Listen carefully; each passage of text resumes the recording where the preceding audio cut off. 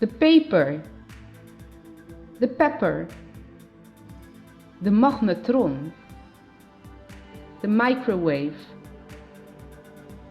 liegen, to lie,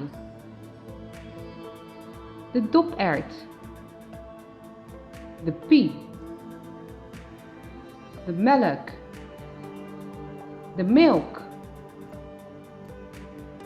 de discussie, de discussion,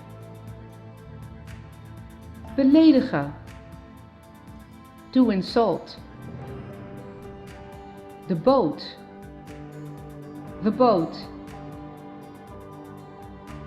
oneerlijk, unfair, de roos, the rose,